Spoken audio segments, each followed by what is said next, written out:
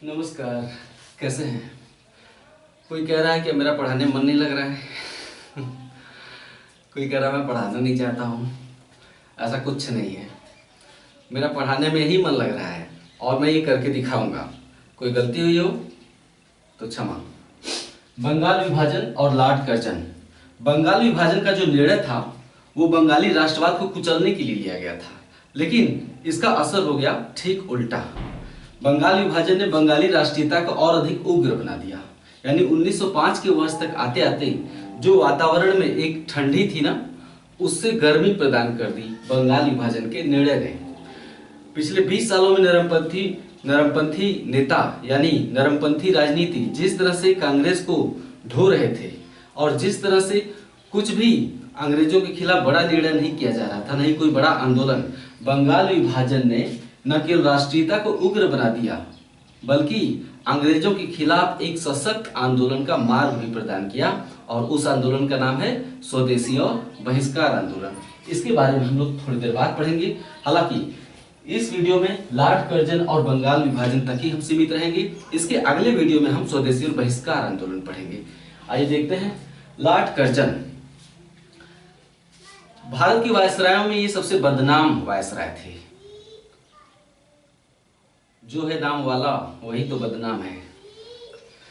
सबसे अलोकप्रिय थे भारतीय जनता में। लॉर्ड कर्जन ने ऐसे बहुत से निर्णय लिए जिनका विरोध किया गया, जिन पर विवाद हुआ, लेकिन लॉर्ड कर्जन का सबसे विवादित कार्य जिसका सबसे ज्यादा विरोध हुआ वो था बंगाल विभाजन का निर्णय। लेकिन इसके अलावा लॉर्ड कर्जन ने बहुत सारे रचनात्मक काम भी किए थे, लेकिन उसके एक विवादित काम ने उसके रचनात्मक कार्यों को पूरी तरह से ढक दिया। इनके बारे में जानते हैं। इन्होंने सर एंटनी मैकडोनाल्ड की अध्यक्षता में एक अकाल आयोग का गठन किया। हुआ ये था कि 1900 में भयंकर अकाल पड़ा हुआ था, तो अकाल से राहत प्रदान करने के लिए इन्होंने सर एंटनी मैकडोनाल्ड की अध्यक्षता में एक अकाल आयोग गठित किया। अकाल आयोग की सिफारिश पर एक अकाल आयुक्त का पद सृजित किया गया। अकाल आयुक्त, ताकि अकाल की स्थिति में लोगों की देखभाल की जा सके, राहत पहुंचाई जा सके। एंटनी मैकडोनाल्ड आयोग किससे संबंधित है, सवाल पूछा जाता है। एंटनी मैकडोनाल्ड आयोग का गठन किसने किया? लॉर्ड कर्जन ने। किससे संबंधित है? अकाल पर सुझाव देने से संबंधित है। 1901 में आते हैं। 1901 में सर कॉलिन स्कॉट मॉनक्रीफ की अध्यक्षता में एक सिंचाई आयोग का गठन किया गया। यानी अकाल क्यों पड़ता है? क्योंकि खेतों तक पानी नहीं पहुंच पाता है, अनाज फसल सूख जाती है, लोगों को खाने पीने को नहीं मिलता है, भूखमरी हो जाती है। तो अकाल आयोग गठित करने के बाद इन्होंने सर कॉलिन मॉनक्रीफ की अध्यक्षता में एक सिंचाई आयोग का भी गठन किया। सवाल बन सकता है, सर कॉलिन स्कॉट मॉनक्रीफ आयोग किससे संबंधित है? अकाल से, सिंचाई से, पुलिस सुधार से, है ना, पूछा जा सकता है। तो कॉलिन स्कॉट मॉनक्रीफ आयोग सिंचाई से संबंधित है। 1902 में एंड्रयू फ्रेजर की अध्यक्षता में पुलिस आयोग का गठन किया। विभिन्न प्रांतों में पुलिस प्रशासन की स्थिति की जांच के लिए, अलग अलग राज्यों प्रांतों में पुलिस प्रशासन की जांच के लिए एंड्रयू फ्रेजर की अध्यक्षता में पुलिस आयोग का गठन किया। यहाँ वर्ष भी महत्वपूर्ण है। जो भी वर्ष मैंने लिखे हैं वो आपको क्रमशः याद होने चाहिए, इसीलिए मैंने क्रमशः लिखा है। 1901, 1902, 1903, है ना, फिर 1904 क्रमशः लिखा है। इन घटनाओं को आप क्रमशः याद करिएगा। एंड्रयू फ्रेजर आयोग पुलिस से संबंधित है ना। 1902 में सर टॉमस रैले की अध्यक्षता में विश्वविद्यालय आयोग का गठन किया गया। सर टॉमस रैले आयोग किससे संबंधित है? विश्वविद्यालय सुधार से। तो विश्वविद्यालय आयोग का गठन किया गया। सर टॉमस रैले आयोग की सिफारिश पर 1904 में विश्वविद्यालय अधिनियम पारित किया गया। वास्तव में उस समय बंगाल में जो विश्वविद्यालय थे उनमें जो युवा पढ़ रहे थे उनके अंदर राष्ट्रीय चेतना काफी उग्र होती चली जा रही थी। तो बंगाली युवाओं की पर राष्ट्रीय चेतना पर लगाम लगाने के लिए विश्वविद्यालयों पर नियंत्रण करना जरूरी था। तो विश्वविद्यालय अधिनियम के माध्यम से सरकार ने विश्वविद्यालयों पर सरकारी नियंत्रण को और अधिक बढ़ा दिया। ताकि राष्ट्रीय राजनीतिक गतिविधियां जो विद्यालयों में हो रही थी उसे रोका जा सके। 1903 में पुलिस विभाग में सीआईडी की स्थापना की गई। 1903 में लॉर्ड कर्जन ने ही 1903 में पुलिस विभाग में सीआईडी की स्थापना की। कृषि विभाग स्थापित किया। देखिए लॉर्ड कर्जन ने काफी कुछ किया, लेकिन इन कार्यों को उसके कोई नहीं जानता है। उसका एक ही काम जाना जाता है और वो है बंगाल विभाजन।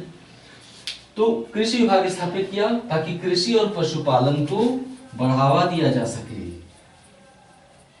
प्राचीन कर्जन को इतिहास से प्रेम था और वो खुद भी इतिहासविद था, इतिहास पढ़ता था, इतिहास का जानकार था और ऐतिहासिक वस्तुओं से उसे प्रेम था। इसलिए प्राचीन भारत में जो प्राचीन स्मारक है, उदाहरण के लिए ताजमहल ले लेते हैं, है ना, तो प्राचीन स्मारकों की रक्षा के लिए, उनकी मरम्मत करवाने के लिए 1904 में स्मारक अधिनियम पारित करवाया। 1904 में प्राचीन स्मारकों की मरम्मत को बढ़ावा देने के लिए स्मारक अधिनियम पारित किया 1904 में। इसके अलावा प्राचीन जो पुरातात्विक स्थल है, प्रागैतिहासिक स्थल और वस्तुओं की खोज करने के लिए पुरातत्व विभाग की स्थापना की। पुरातत्व विभाग क्या करता है? खोद खोद के जमीन में से वस्तुएं निकालता है, पता लगाता है किस काल का है। 1904 में सेनापति यंग हस्बैंड एक सेनापति थे, उनके नेतृत्व में तिब्बत में सैन्य अभियान भेजा। तिब्बत में सैन्य अभियान किसके काल में हुआ था? लॉर्ड कर्जन के काल में हुआ था। कब हुआ था? 1904 में। वास्तव में जो कर्जन का काल है, वायसराय लॉर्ड कर्जन का काल भारत में ब्रिटिश साम्राज्यवाद का चरम बिंदु है। कर्जन ने न केवल तिब्बत पर अभियान करके उसे भारत में शामिल करने का प्रयास किया, बल्कि भारत में ब्रिटिश नियंत्रण को भी बढ़ाने का प्रयास किया और इसके लिए राष्ट्रीयता को कुचलना जरूरी था और उसके लिए बंगाल का विभाजन किया। क्यों? क्योंकि बंगाल उस समय बढ़ती राजनीतिक चेतना का केंद्र बिंदु बन गया था। फिलहाल उस बाद में पढ़ेंगे। तो यंग हस्बैंड के नेतृत्व में तिब्बत में सैन्य अभियान भेजा ताकि ब्रिटिश भारतीय साम्राज्य का क्षेत्रफल बड़ा किया जा सके। यंग हस्बैंड नाम भी बड़ा अजीब है, लगता है कि ये नाम इनकी मम्मी ने नहीं बल्कि इनकी पत्नी ने रखा है। यंग हस्बैंड हिंदी में जवान पति, ठीक है। वायसराय के पद से मुक्त होने के बाद मैं कलकत्ता निगम का महापौर बनना पसंद करूंगा। एक बार कर्जन ने मजाक में यूं ही कह दिया था, तो कभी कभी ये कथन पूछ लिया जाएगा, अब कह दिया था तो मैं क्या करूं। वायसराय के पद से मुक्त होने के बाद मैं कलकत्ता निगम का महापौर बनना पसंद करूंगा। बड़े लोग बड़ी बातें छींक भी देती है तो खबर हो जाएगा। इन्होंने तो पूरा सेंटेंस ही बोल दिया। बंगाल विभाजन 1905 में हुआ था। बंगाल विभाजन, पहले बंगाल के बारे में थोड़ा जान लेते हैं। बंगाल उस समय ब्रिटिश भारत का सबसे बड़ा प्रांत था। जो भी बोल रहा हूँ फैक्ट लिखते चले जाएगा, कुछ छोड़िएगा मत जो मैं बोल रहा हूँ, है ना। तो बंगाल उस समय ब्रिटिश भारत का सबसे बड़ा प्रांत था। उस समय बंगाल की आबादी 7 करोड़ 85 लाख थी। ये बात यहाँ लिखी हुई है। उस समय बंगाल की कुल आबादी 7 करोड़ 85 लाख थी। उस समय बंगाल में कौन कौन से राज्य शामिल थे? उसमें बंगाल में आज के पश्चिम बंगाल, बांग्लादेश के अलावा बिहार और उड़ीसा भी शामिल थे। उस समय जो बंगाल प्रांत था इतना बड़ा था कि आज का पश्चिम बंगाल, बांग्लादेश के अलावा बिहार और उड़ीसा भी शामिल थे। यानी उसमें बंगाल मतलब बिहार उड़ीसा साथ में आ जाता था। बिहार उड़ीसा नामक अलग से प्रांत नहीं थे। इसके अलावा असम पहले बंगाल में था, लेकिन जब विभाजन किया गया उस समय असम बंगाल में नहीं था। क्यों? क्योंकि असम 1874 में ही बंगाल से अलग कर दिया गया था। कब? 1874 में असम को बंगाल से अलग कर दिया गया था। 1874 में, काफी पहले। तो इस समय के 1905 के बंगाल में क्या क्या था? पश्चिम बंगाल, बांग्लादेश, बिहार और उड़ीसा। याद रहेगा? ठीक है। तो इतना बड़ा प्रांत था। कर्जन ने बंगाल विभाजन का निर्णय लिया तो उसके पीछे कारण देना होता है। तो उसने कारण बताया कि बंगाल एक बहुत बड़ा प्रांत है और एक लेफ्टिनेंट गवर्नर इतने बड़े प्रांत में प्रशासनिक कार्य नहीं कर सकता है। यानी इतने बड़े प्रांत में प्रशासनिक यानी शासन कार्य करने के लिए उसका विभाजन करना जरूरी है। बंगाल इतना बड़ा प्रांत है कि शासन कार्य समुचित रूप से किया जा सके, शासन व्यवस्था समुचित रूप से चलती रहे, इसलिए इसका 2 भागों में विभाजन कर देते हैं। यानी अभी एक लेफ्टिनेंट गवर्नर के अंडर में है, फिर 2 लेफ्टिनेंट गवर्नर हो जाएंगे, एक पूर्वी बंगाल का और एक पश्चिमी बंगाल का लेफ्टिनेंट गवर्नर। ठीक है। तो 2 लेफ्टिनेंट गवर्नर के अंतर्गत 2 बंगाल बनाने के लिए पूर्वी बंगाल, पश्चिमी बंगाल, बंगाल के विभाजन का निर्णय लिया गया। कर्जन ने ऐसा बताया ताकि, क्यों बताया? ताकि विभाजन के पश्चात शासन कार्य समुचित रूप से देख रेख किया जा सके उसका शासन कार्य का। लेकिन प्रमुख कारण कुछ और था। बंगाल उस समय बढ़ती हुई राष्ट्रीय चेतना का केंद्र बिंदु था और बंगाली राष्ट्रवाद पर प्रहार करने के लिए ही कर्जन ने बंगाल विभाजन का निर्णय लिया। कर्जन बंगाल विभाजन के द्वारा हिंदुओं और मुसलमानों में सांप्रदायिकता फैलाकर राष्ट्रीयता को कुचलना चाहता था। इसका मूल उद्देश्य क्या था? विभाजन के द्वारा हिंदुओं और मुसलमानों में सांप्रदायिकता फैलाकर राष्ट्रीयता को कुचलना चाहता था। राष्ट्रवाद फैलने के लिए जरूरी होता है कि देश के लोगों में एकता रहे, लेकिन देश के लोग जब आपस में ही लड़ भिड़ पड़ेंगे तो राष्ट्रवाद स्वाभाविक रूप से खत्म हो जाएगा। किसी के खिलाफ लड़ने के लिए एक रहना जरूरी होता है। बंगाल विभाजन में दो निहित उद्देश्य थे। कैसे? एक तो बंगाल में बंगालियों की आबादी को कम कर दो, मतलब बंगाल ऐसे बंगाली एक ही राज्य में है, ऐसे क्या है जब पूर्वी बंगाल बनेगा तो उस पूर्वी बंगाल वाला जो क्षेत्र था ना उसमें मुसलमान बहुसंख्या में थे। जो पूर्वी बंगाल का क्षेत्र था उसमें मुसलमान बहुसंख्या में थे, तभी तो बांग्लादेश का गठन हुआ, मुस्लिम बहुल क्षेत्र है ना। तो पूर्वी बंगाल में मुसलमान बहुसंख्या में थे, तो उसने इस तरह से क्षेत्रफल बनाया दोनों बंगाल का, सीमाएं निर्धारित की कि पूर्वी बंगाल में मुस्लिम बहुसंख्या में थे और बंगाली अल्पसंख्यक हो गए थे, और पश्चिमी बंगाल में बंगाली बहुसंख्या में थे और मुसलमान अल्पसंख्यक हो गए थे। तो उसका एक निहित उद्देश्य था कि बंगाल में बंगालियों की आबादी को कम कर देना, है ना। और दूसरा, इसमें एक धार्मिक आधार पर विभाजन भी निहित था। धार्मिक आधार पर मतलब कि हिंदुओं और मुसलमानों पर आधारित, दोनों धर्मों पर आधारित अलग अलग प्रांत बना देना, यानी पूर्वी बंगाल में मुस्लिम अधिक हो और पश्चिमी बंगाल में हिंदू अधिक हो जाएं। सर सैयद अहमद के नेतृत्व में अंग्रेज 1885 के बाद से ही मुसलमानों को कांग्रेस के खिलाफ भड़काने का प्रयास कर रहे थे। मुसलमानों को राष्ट्रीयता से विशेष लेन देन नहीं था। मुसलमानों को यह था कि हम जिस क्षेत्र में हों हमारे अंदर एकता रहे, ताकि अगर हमारे अंदर एकता बनी रहेगी तभी अंग्रेज हमारे लिए कुछ समुचित कदम उठा पाएंगे। अगर हम बिखर जाएंगे तो बाद में राष्ट्रीय आंदोलन की वृद्धि होती चली जाएगी, देश स्वतंत्र हो जाएगा और हमारे लिए कुछ समुचित उपाय नहीं किए जा सकेंगे। इसी सोच के चलते बाद में पाकिस्तान का जन्म हो जाता है ना। तो एक विभाजन आधार इसका धार्मिक आधार पर विभाजन था, ठीक है। तो मुसलमान जो है खुश थे विभाजन से, जो मुस्लिम थे वो खुश थे कि चलो अच्छा हुआ, एक ऐसे राज्य का गठन हो रहा है जिसमें हम अब बहुसंख्या में, यानी हम बहुसंख्या में रहेंगे तो हम अपने राजनीतिक अधिकार बड़ी आसानी से प्राप्त कर लेंगे अपने राज्य में, है ना। लेकिन हिंदुओं को लगा कि अगर मुसलमानों को हमसे अलग करने का जो प्रयास, संकेत गलत जा रहा था ना, बंगाली विभाजन में संकेत इशारा गलत जा रहा था कि मुसलमानों के हित हिंदुओं के हित से अलग है, और इशारा गया कि एक मुस्लिम बहुल पूर्वी बंगाल का अलग से गठन कर दो। तो इशारा उससे गलत चला गया। मुस्लिम खुश थे। अब अगर हिंदू बंगाली विभाजन का विरोध करते तो मुस्लिम लोग नाराज होते, स्वाभाविक सी बात है, इससे सांप्रदायिक दंगे भड़कने की गुंजाइश बढ़ जाती। आप समझ रहे हैं ना, हर चीज लिखी नहीं जाती, समझने के लिए होता है। तो विभाजन के द्वारा हिंदू और मुसलमानों में सांप्रदायिकता फैलाकर राष्ट्रीयता को कुचलना चाहता था, बंगाली राष्ट्रवाद को दबाना चाहता था कर्जन। इसके लिए उसने मुस्लिम बहुल पूर्वी बंगाल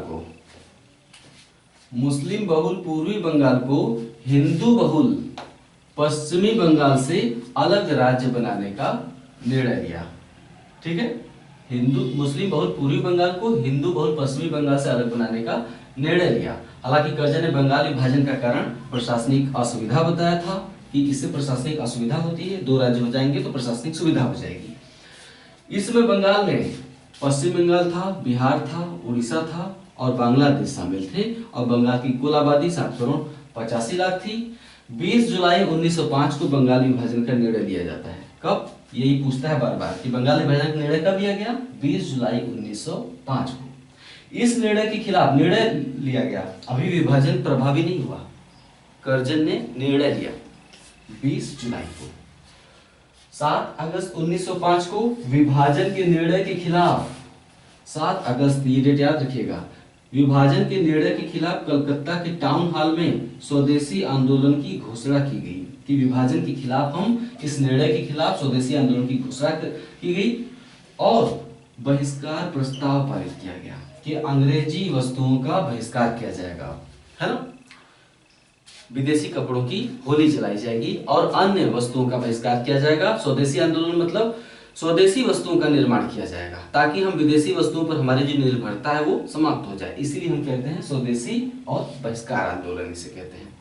तो कलकत्ता के टाउन हॉल में स्वदेशी आंदोलन की घोषणा हुई और बहिष्कार प्रस्ताव पारित किया गया। कब? 7 अगस्त 1905 को।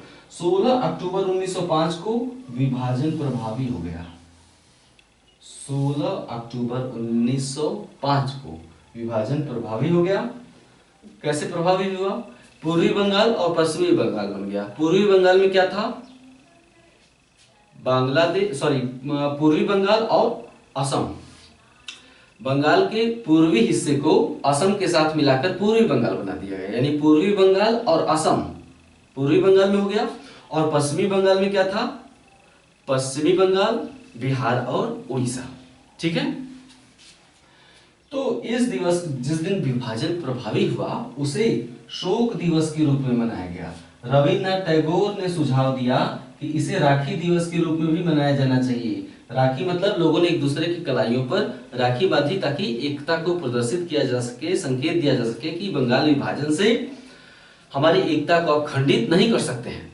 लोगों ने एक दूसरे को राखी बांधी, उपवास भी रखा उस दिन, विरोध प्रदर्शित करने के लिए सड़कों पर उपवास किया बैठकर, और वंदे मातरम जगह जगह पे सड़कों पर गीत गाए गए।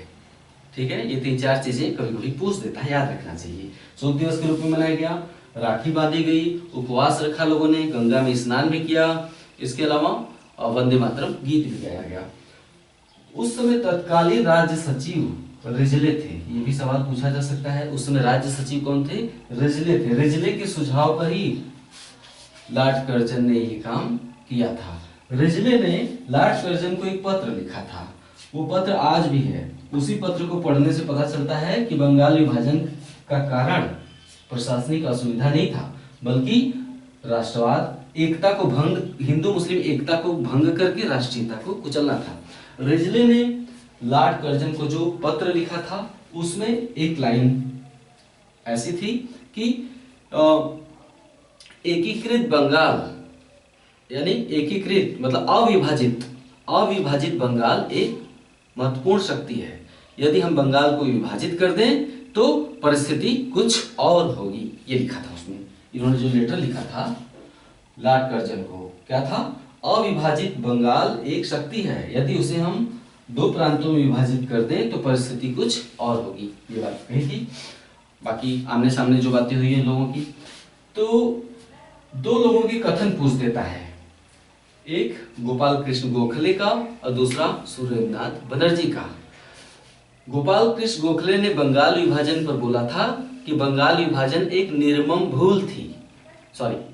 भूल है, और सुरेंद्रनाथ बनर्जी ने क्या कहा कि विभाजन हमारे ऊपर एक वज्रपात की तरह है। बंगाल विभाजन पर किसने कहा था कि यह हमारे ऊपर एक वज्रपात की तरह है? सुरेंद्रनाथ बनर्जी ने कहा था। ये दोनों कथन याद रहेगा। ये हो गया बंगाल विभाजन की पृष्ठभूमि। अब बंगाल विभाजन का परिणाम क्या होगा ये अगले वीडियो में पढ़ेंगे, स्वदेशी और बहिष्कार आंदोलन के रूप में। जिस तरह से बोलता जा रहा हूं उसी तरह से हूबहू लिखते जाइए, याद करने में आसानी रहती है। मैं एक क्रम बनाकर बोलता हूं, याद करने में आसानी रहेगी। नोट्स बनाते रहिए। कुछ लोग रोज भावुक हो जाते हैं, एक मिनट सॉरी, कुछ लोग रोज भावुक हो जाते हैं, कमेंट करने लगते हैं। ठीक है, इंसान होकर कभी लापरवाही हो जाती है, लेकिन बहुत ज्यादा भावुक मत होइए। सबसे बड़ी बात कि नैया अपने भरोसे ही पार होती है। कोई दूसरा हमेशा एक सकारात्मक मदद कर सकता है, सुझाव दे सकता है, गाइड कर सकता है, और सफलता हमेशा अपने बल पर अर्जित होती है। इसलिए ये नहीं कह रहा हूं कि मैं नहीं पढ़ाऊंगा, इसलिए कह रहा हूं कि भावुकता के लिए, बेवजह की भावुकता के लिए जगह नहीं होनी चाहिए। इंसान को दृढ़ बने रहना चाहिए, है ना, कि अगर कोई भी साथ न दे, हम अकेले भी रहें तो हम करके ये दिखा सकते हैं कोई काम। किसी पर भी पूरी तरह से अवलंबित ना हो, इस बात को हमेशा से याद रखना चाहिए। नमस्कार।